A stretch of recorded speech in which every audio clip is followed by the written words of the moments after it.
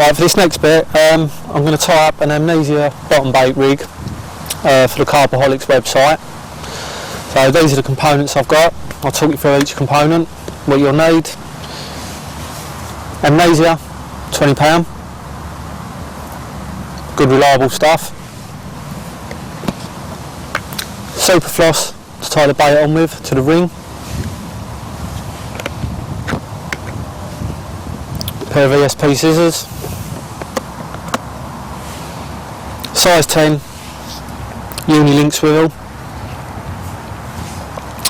This is down to your own choice. Me, a lot of people would use a size 5 stiff rigger. When I'm using this rig, like a size 6 or a size 7. It's just personal preference. It's each to their own, but I'm going to use a size 6. The beauty is with this rig, as I said, you can use any shape bait. An 18mm chop,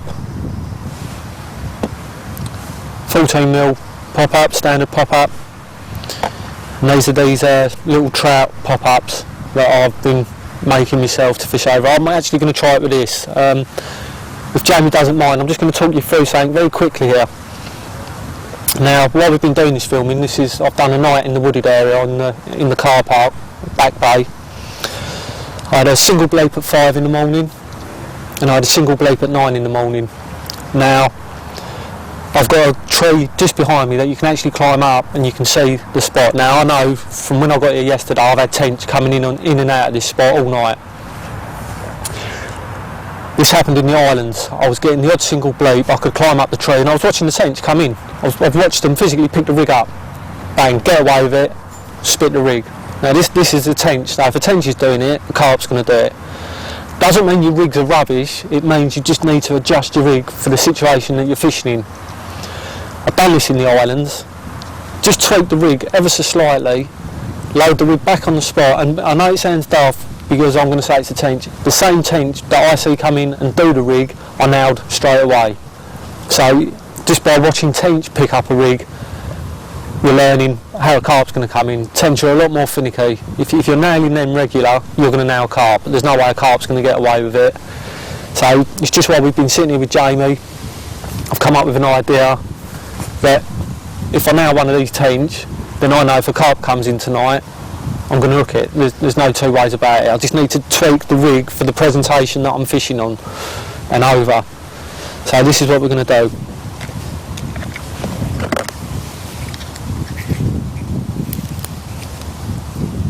Cut a standard bit of Amnesia. I'd rather cut it longer than shorter. That way you can just shorten it down to the length you want it. It's better to have too much than not enough, and then you've got to tie the rig all over again. Cut that. Stick that up there. It's about the length I'm looking at. I think Jamie can pick that up on the camera. So, what I tend to do,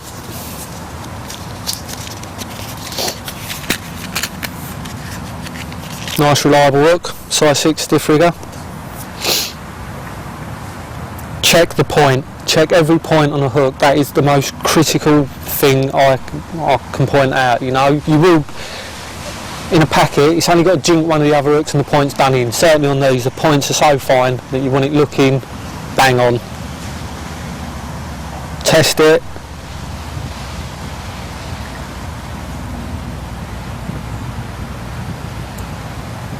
That's the way I test them. And just really have a really good look at it. To me, that's perfect. Get your Amnesia.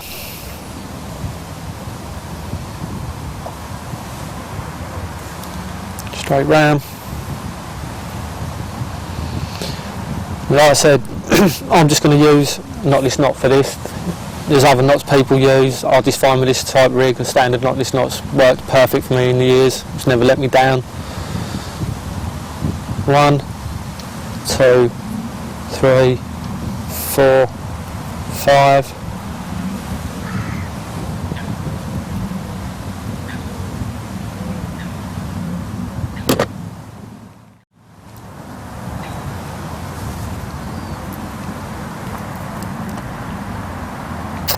Just wet it down a little bit.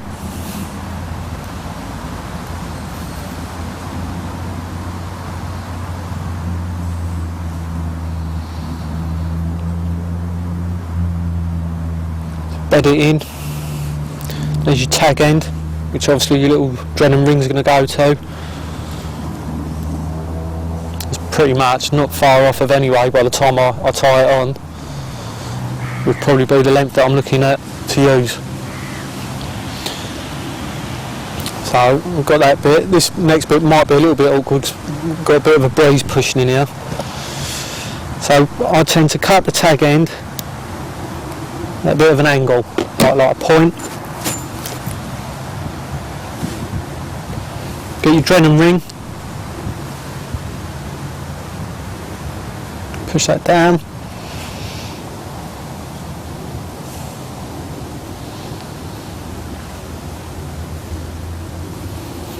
And all I tend to do is just pull that down to one side a little bit. You're just trying, if you can,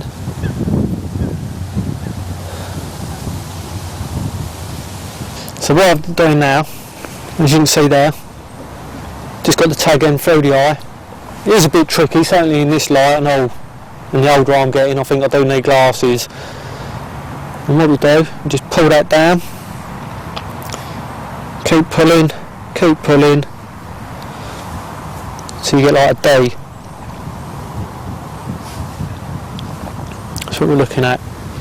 Now, as I said, this next bit might be a little bit tricky.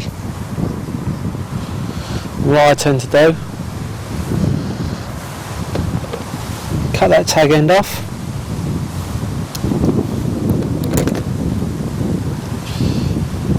Now I'm going to try and blob it. As I said, I've got a bit of wind coming in here.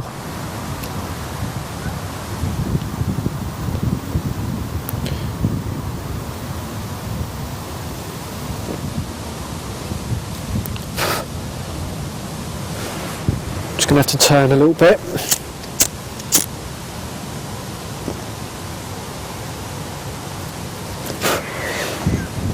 Right, once it's blobbed,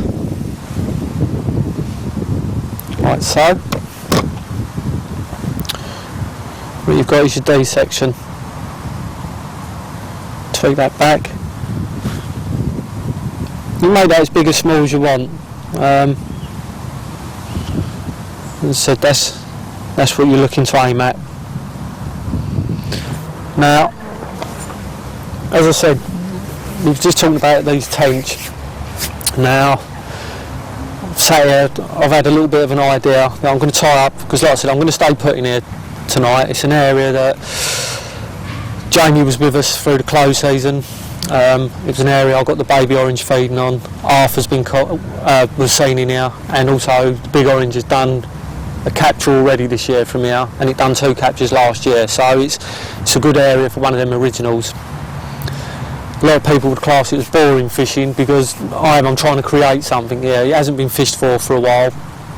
I'm just going to keep bait going in on the spot again, and hopefully I'm going to get a chance at one of these originals. So this is why I'm sort of now really thinking about a rig for this situation, what I want it to do. So peel off a bit of the bait floss.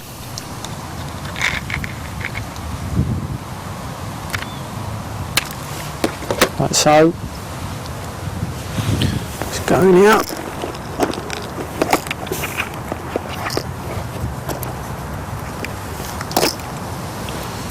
Just a standard baiting needle. I'm convinced these are going to be a downfall, one of these originals. Just the way I'm fishing, like over the pellet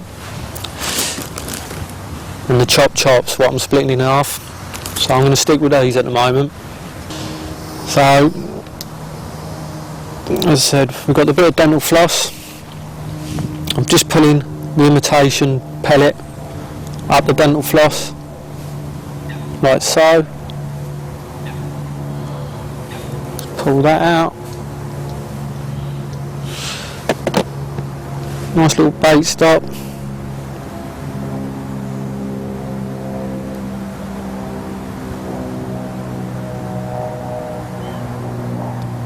pull that down, like so. Now, bearing in mind this is a pop-up, I'm pretty sure the weight of the hook would make it sink gradually, but I'm just going to tweak a little bit of a shot on underneath just so it is pulled down properly.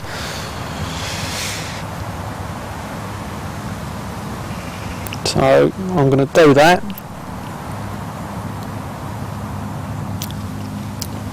Bite that on, just ease that down so it's sitting right behind the bait, like so. One turn, just a simple overhanded knot, like so. So just make sure everything's pulled down behind that bait. You've got that effect.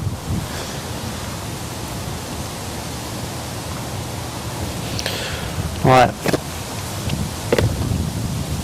Now I'm not going to tie it to the swivel to show you direct from here, but what I'm actually going to do is tie it direct to the rig, to the rod setup, because like as I said, offset, I'm definitely getting done by 10, 100%, I know I'm getting done, so I'm going to actually put this out down on the spot later on.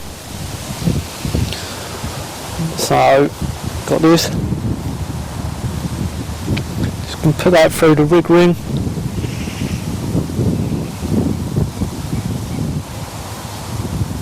No fancy knot, just a simple rounded knot.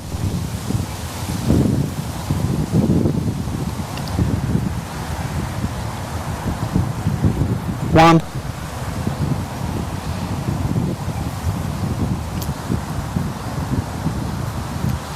Twice.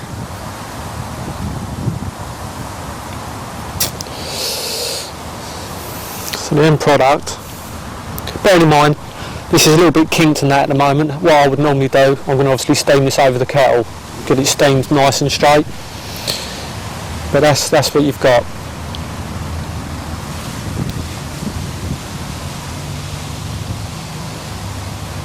So just cut that tag end off.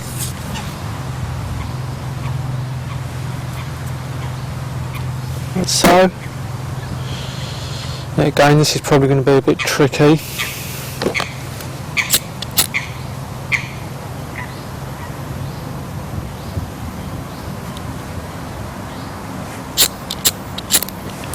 So I'm going to have to turn on this.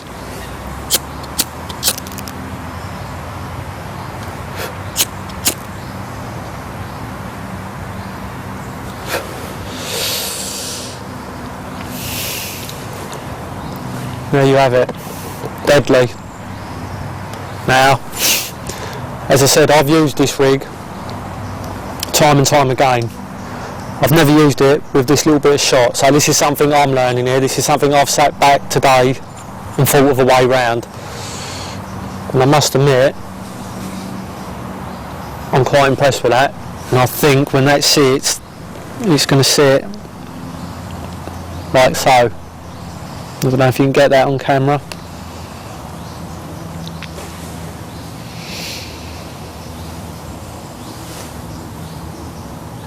So I would probably just trim that a little bit more. I just want that a little bit more shorter. I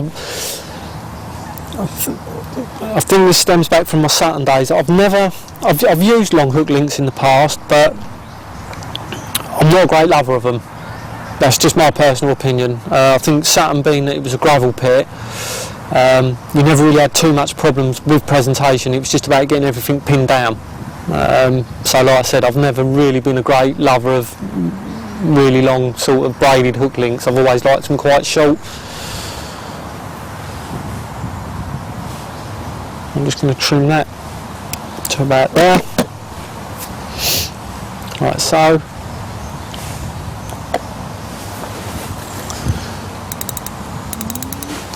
Just let that off.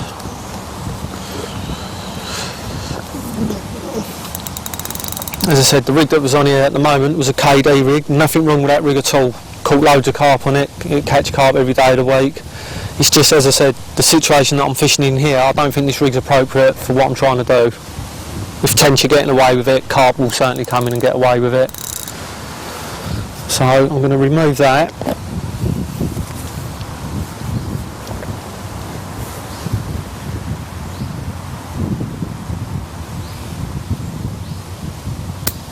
Like so.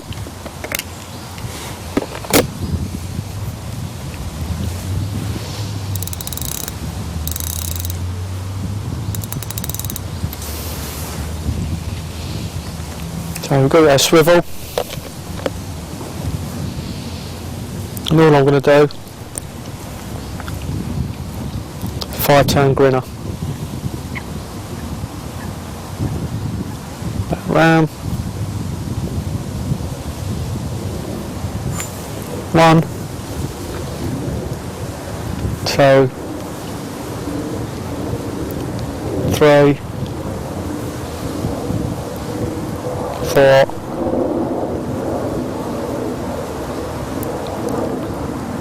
5.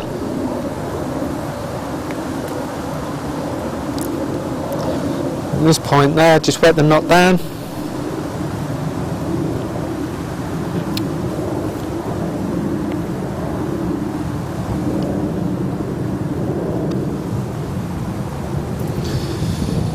And what I tend to do, just use a pair of the end of scissors.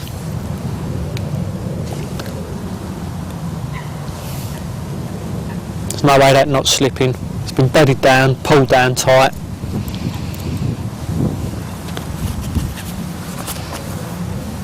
Cut the tag end again. As I said, I know it's not much use for you guys looking at the other side of the camera, but because it is quite a bit blowy in here, I've got to turn my back, otherwise as soon as I try and light this, I'm likely to burn the rig.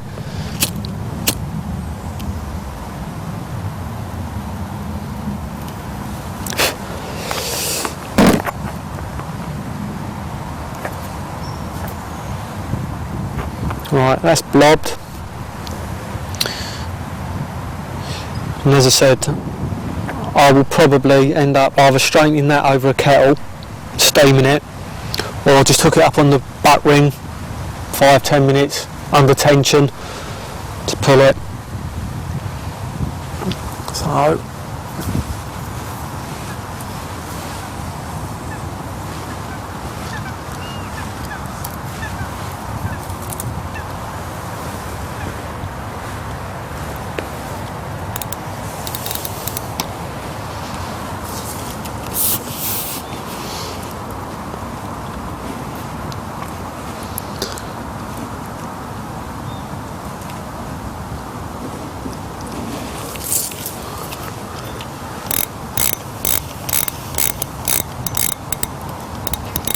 so you can get that nice and tight.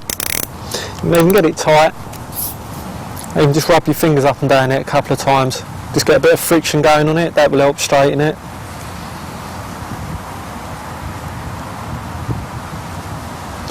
As you can see, it's quite a nice little short hook link.